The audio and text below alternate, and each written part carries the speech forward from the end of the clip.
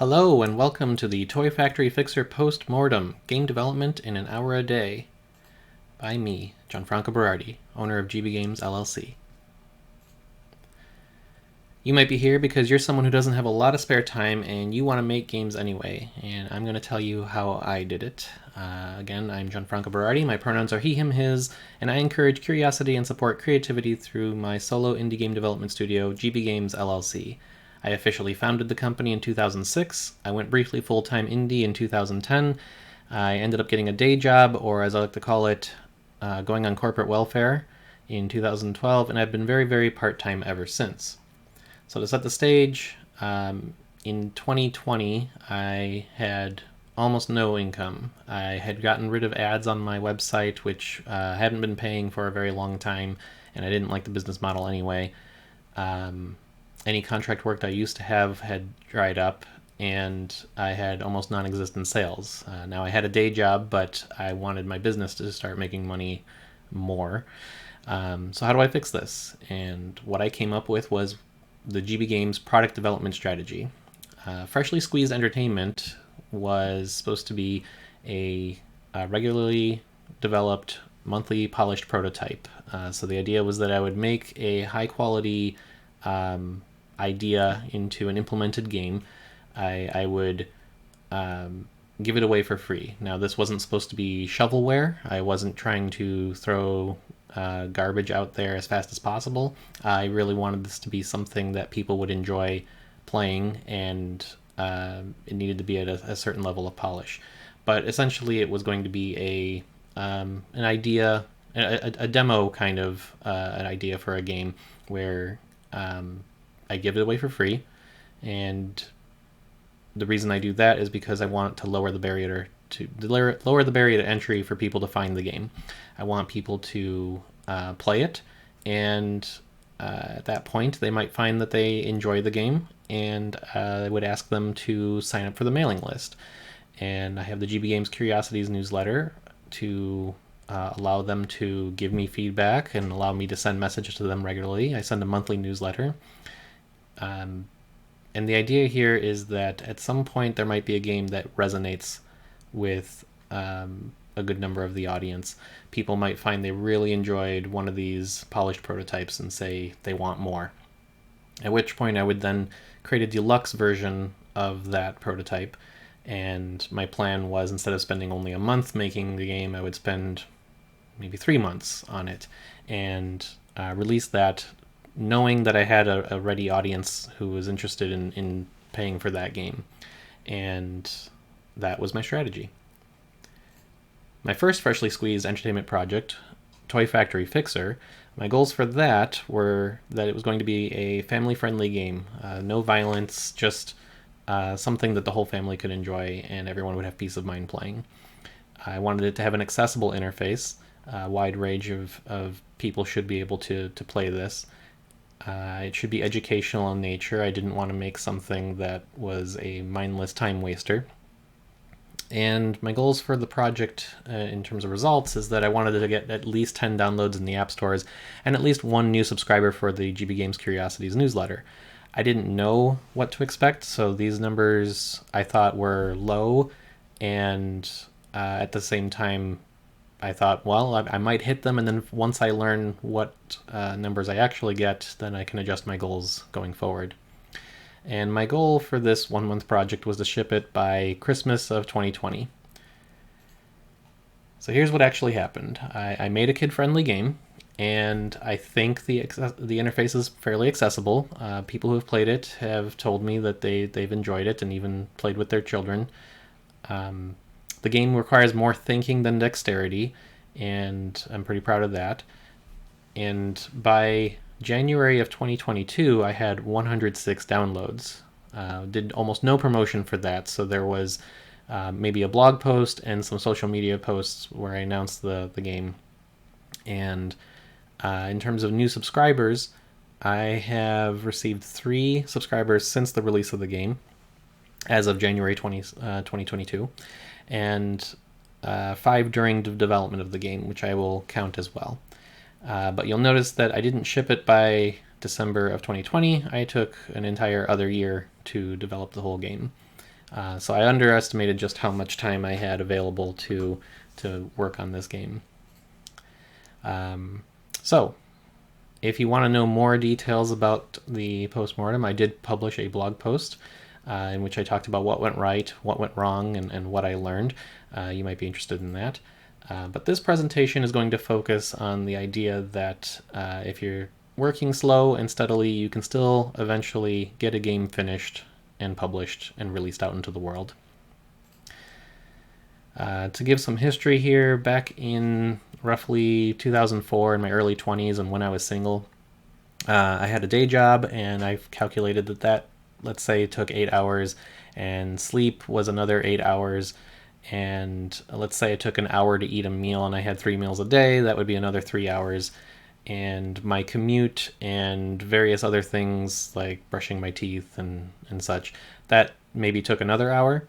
So I calculated that left me about 4 hours every day to dedicate towards game development.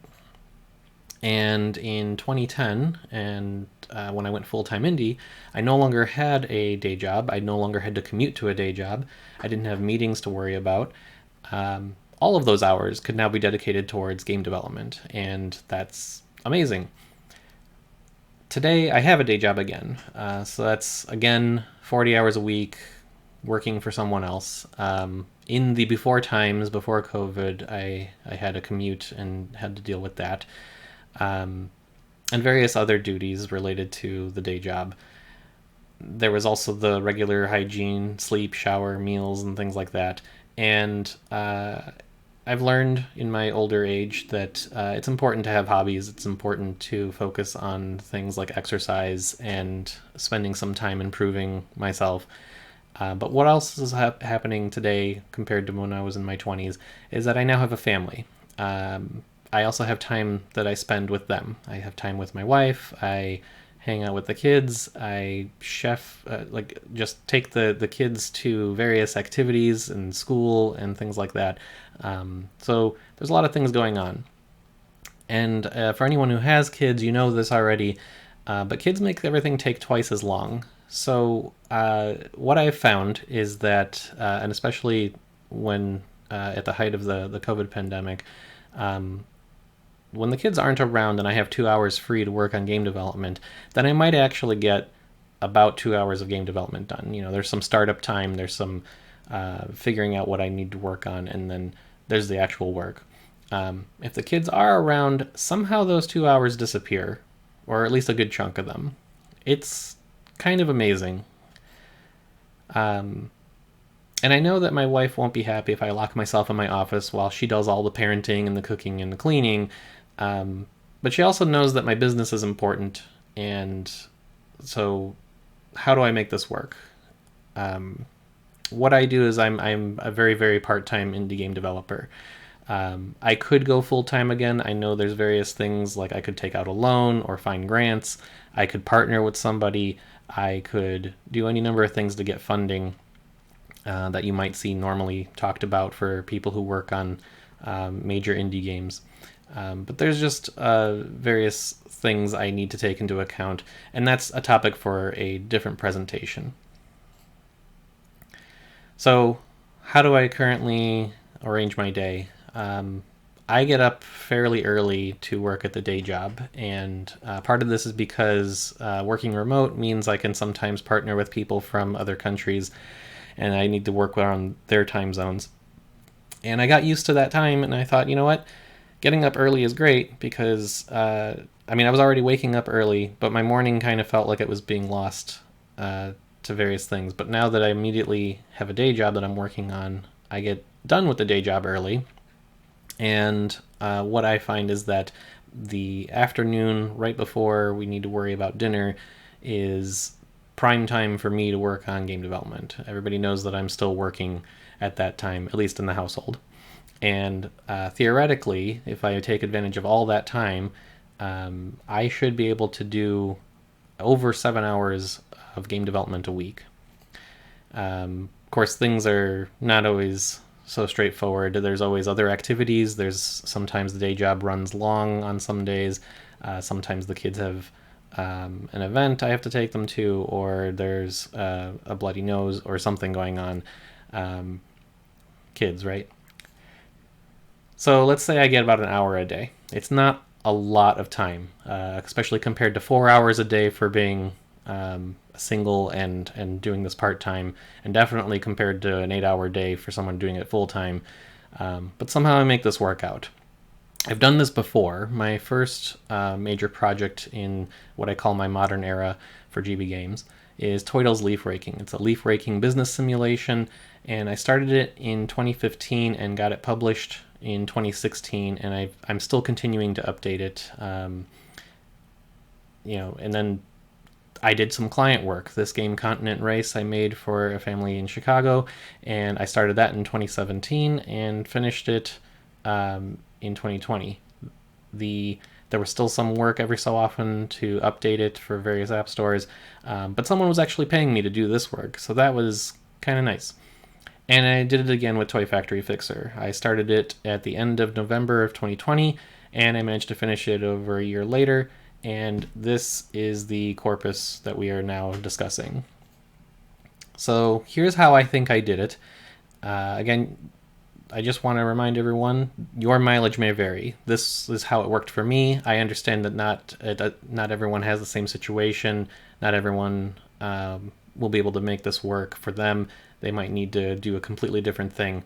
But I'm just letting you know what I did, and this might help you at least have some context for what could be possible, or how you might want to experiment and try things differently.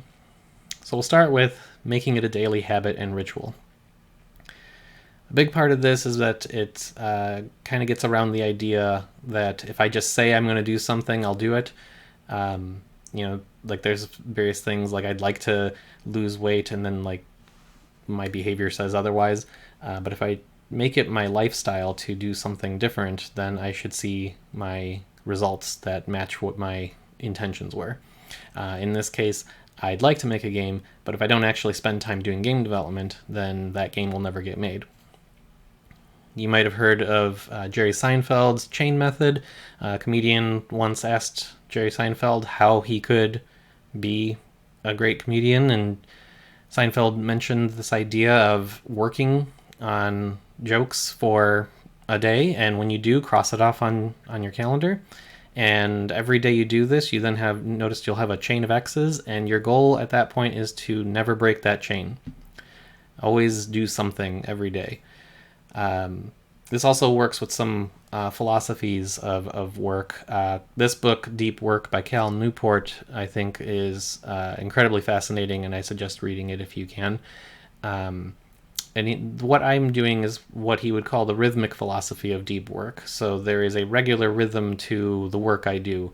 It is in contrast to something where I might disappear for a long period of time and work on something independent of the rest of my life, and then suddenly come back. There's a variety of different things that you might want to look into in terms of if what I'm describing doesn't work for you, you might find one of these other schedules to work out great. But the main goal for this kind of regularity is to remove the need for the energy to decide when I'm going to work on game development. It's just a regular thing I do, and I no longer have to put in the effort to say, today I'm going to work on games. So if you look at my daily schedule, this is what it looks like. I do some reading in the morning, I do some exercise, I eat breakfast and brush my teeth and get dressed and things like that. I get my day job work done, and I then have that chunk of time in the afternoon right before dinner where all I do is work on game development. And then I have the rest of the day for the family. So that makes it a habit. So what do I do with that? My goal is to do at least 1 hour of game development per day. If I can do an hour a day, then I feel like I've met my minimum quota.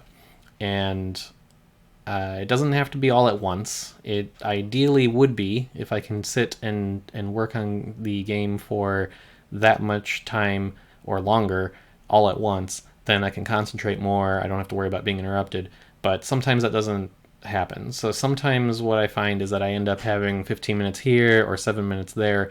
But the fact that I'm just regularly doing this makes it easier for me to pick up and go.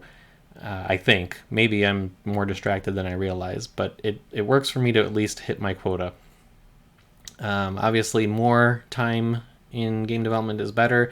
If I had 2 hours in a day, I probably got more done than 1 hour. That's not always the case, but when you're talking about low numbers like that, I think it makes a huge difference. It's different than if you're working 40-hour weeks compared to 60-hour weeks, because those extra hours are probably not very productive.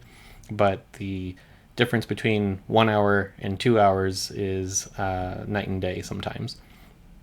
But something is better than nothing. So even if I can't hit my hour, being able to put in some time at all is better than not. And as the famous indie game developer Aristotle said, we are what we repeatedly do. So if I'm not actually able to put time in to do game development, then can I really call myself a game developer? There's this nice quote that says, "What gets measured gets done." So how do I know I'm putting in my hour? I track it. I check that every time I start doing game development, I check the time and jot it down. And then when I'm done with that session, I will track the time again and jot that down. And then I do, I have a spreadsheet and it does the math for me, but I eventually add it up and I can see that I can, if I've hit for that day 1 hour or more, then I can feel good about that. But also know whether or not I have more time. I look at the clock and say, oh, I've got some more time. I can actually put in some more time. Even on top of that, I can do that. And if I ever find myself with a long streak of days where I don't, that gets me nervous. So I can find ways to say, okay, well, clearly I'm in a slump. What's going on? And make some changes. So is it okay to do that kind of thing where I work on a game slowly every day as opposed to in chunks, like larger chunks? Hypothetically, if I did the 5 hours in a work week and did it across each day, spread out that way, versus if I did 5 hours all at once, like I picked a Saturday and just decided to work on the game for 5 hours, which is better? And I think ideally, if I could work on 5 hours a day every day, that would probably be way better. But since I don't have that ideal situation, I do think doing it once a week for 5 hours, I would have to spend more time figuring out what I was working on last time. It would take me longer to get it back up to speed. And when I'm done, I might feel frustrated that I can't continue. The idea that I would have 5 hours might let me think that I could spend more time just, figuring out what I want to work on, or maybe even not even work. Maybe I might look at games and say I'm looking at research and not actually do things. I might be more inclined to waste my time because I figure I have a lot more time to waste. Whereas if I only have minutes, then I might want to take advantage of those minutes. And 5 hours at once might be really exhausting, especially if I've already worked a full day, a full week, and then I want to add on top of it an entire half day of game development. Plus, I've got kids. There's always things going on. There's birthday parties. There's concerts. There's sports events. There's, I'm unlikely to have 5 hours anyway. So,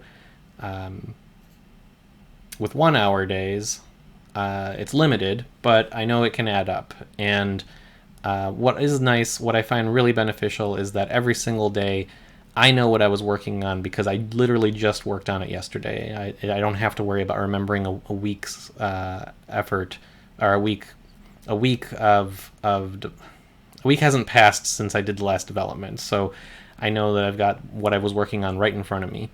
And I don't have to worry about getting myself worked up for it to get started, because I do this so regularly. It's just a regular habit for me. And I know some people have a hard time with habits, but for me, that works. And, there's less toleration for wasted time, which means that I tend to get focused faster.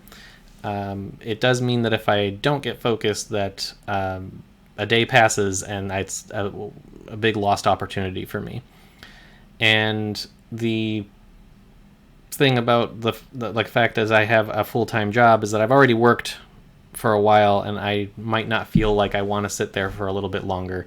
And hopefully the fact that it's only at least an hour isn't so big of a deal that I can actually do it. But it does have its challenges.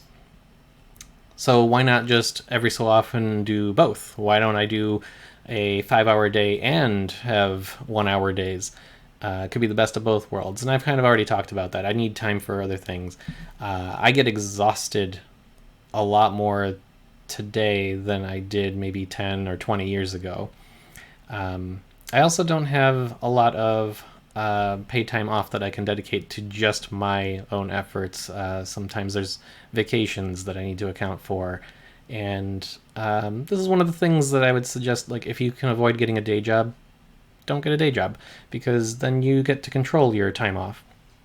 And a big thing is just I want to make this sustainable. I know that I have to do this for the long haul.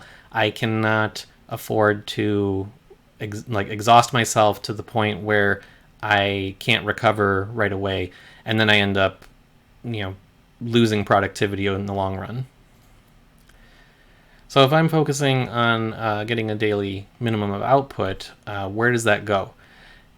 It only helps me if I'm pointed in the right direction. So that requires that I know where I am, I know where I want to go, and how I'm going to get there, because otherwise I could spend a lot of time gold plating. Now, if you're not familiar with gold plating, it's when you're working on unnecessary features and enhancements. It adds a lot of risk because you might spend a lot of time on this and not on the things that need to be done to get the game out the door.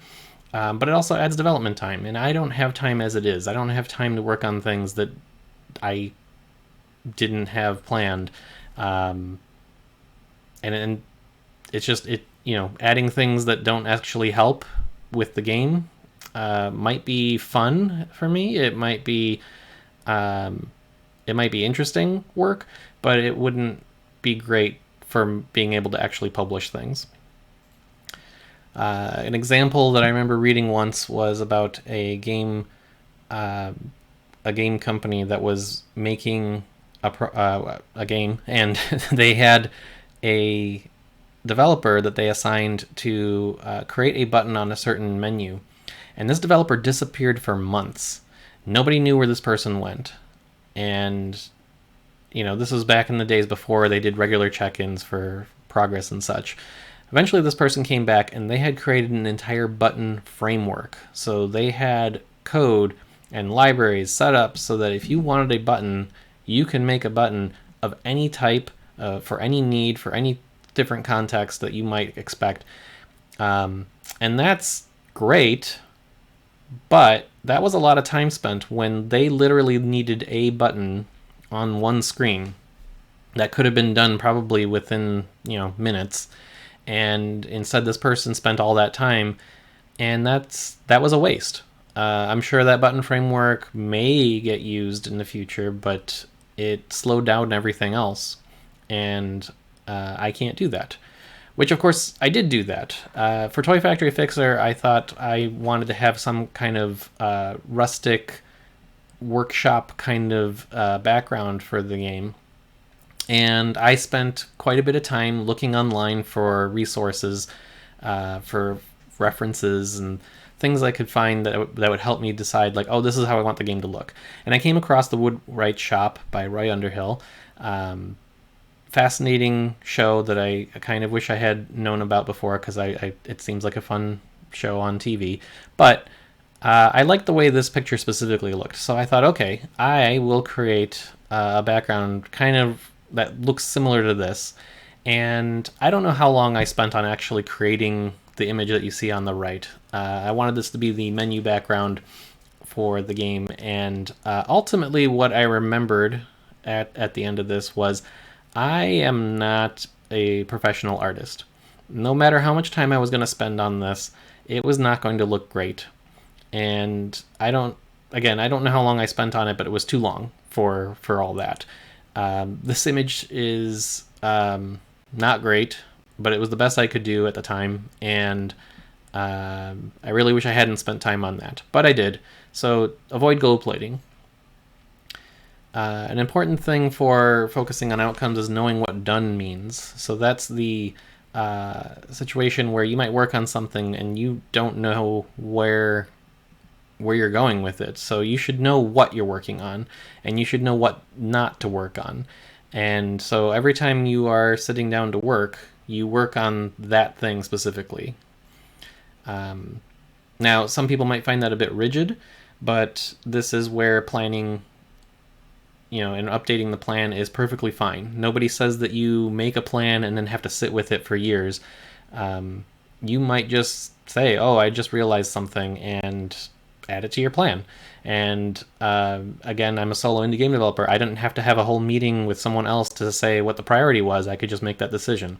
So in this case, you can see that I track my efforts by just estimating how much time, these are kind of abstract numbers. They're not actually matched to hours or days or anything like that, but this is what I was working on. My original plan was to create these training levels, but partway through the week, I realized that I needed something while I was playtesting, and I basically partway through on Tuesday, I decided to work on making the production run button flash for a short period of time because I wanted a visual indicator for somebody. So I added it to the list and then worked on it, and that was perfectly fine. So I've got a daily habit. I have a minimum number of hours that I want to hit. I have my specific tasks that I know I'm working on. How do I make it easy? Context switching is very hard, and unfortunately it's just the nature of my indie game development life, because most of my day is spent working on things that are not game development. Most of my day is not spent on working to make my games, and instead they're spent working on something else for someone else, or I have to worry about the kids at school or make sure they have lunch, or preparing dinner and various other obligations. So to make it easy, I need to get myself into the game dev mood as fast as possible when I can do it. So the way I do it is my computer has a few documents related to my game development. My project plan, I keep it open at all time. I have a development environment, which basically is a terminal and Vim and such, and that stays open in the directory I need to be in. And I have my notebook where I log my game development notes, and that's next to me all the time. And a big thing that I've been trying to do is to keep my business existence front and center. Michael Linenberger, who wrote Master Your Workday Now, which is kind of a nice companion book if you are into getting things done, calls that spinning your goals. And the way I have been trying to keep my business in front of me is by making sure that it's always there. I got a custom mouse pad with my logo on it. I spent some money to get a keyboard with the colors of the GB Games logo, orange and green.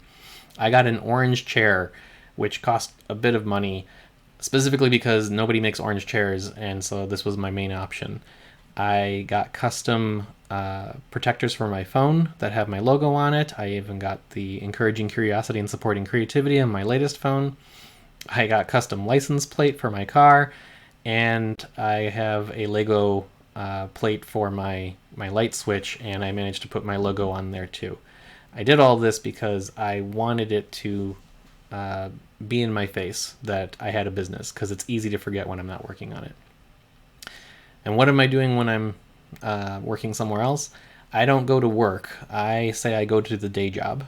I always refer to my full-time employment as the day job because words matter. I try to say it because if I say work, then it becomes kind of this normal thing, and it makes me feel like I'm going to get too comfortable with it. Of course, I've had a day job for many years now, so I don't know how well that's working. But it reminds me that I have something that's not my day job. And when I talk to people and say the day job, it's so unusual that often people say, "What's your not day job?" which gives me an opportunity to talk about GB games. And I find that I actually enjoy being able to share that with people. So again, your mileage may vary, but this is what has worked for me. To sum it up, though, I've got my limited capacity and I have limited results, and this is something I try not to think about too much. Like a full-time indie can do more than 2 months of, do more in 2 months than I can in 1 year. A good year for me is something on the order of 300 hours of dedicated game development, and that's like nothing. What I find, like when I think about it, it's like a single week of effort is about a day for somebody else, and it's too depressing if I focus on it too much. So let's move on to the next slide. I think ways I've stressed myself out in the past is that I might set a deadline for myself and then hold myself to it.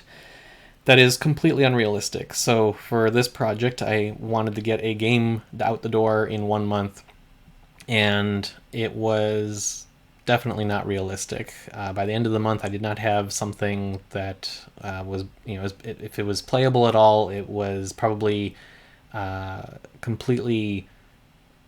It would not have been ready for anyone else to look at.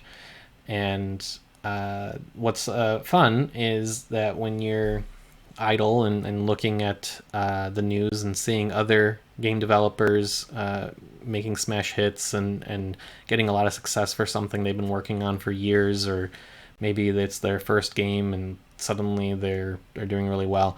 It's really easy to compare myself and feel like I'm missing out and feel like I'm struggling compared to them, and that's not fair.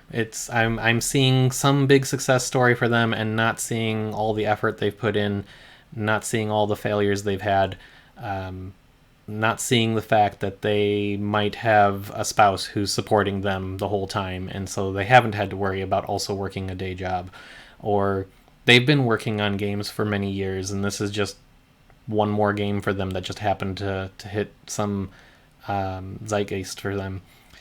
And the other way I can stress myself out is by losing sleep. If I try to get another hour in when I should be going to bed, it just ends up causing bad consequences down for me the rest of the week, where I end up waking up late. And so then, of course, I have to work later, and then I don't have as much time to work on game development. So my situation isn't ideal, but until I can get myself to be a full-time indie game developer again, I do game development daily, and I try to hit a minimum number of hours in a week, and I make sure that when I am working on game development, it's not just random, that I actually have a very specific focus, and I try to make it easy for myself to do that kind of work so that it's not a struggle to get myself there. Thank you for watching. If you have any questions, please be sure to respond here, or you can go ahead and subscribe to the GB Games Curiosities newsletter and let me know. Again, thank you. Stay curious.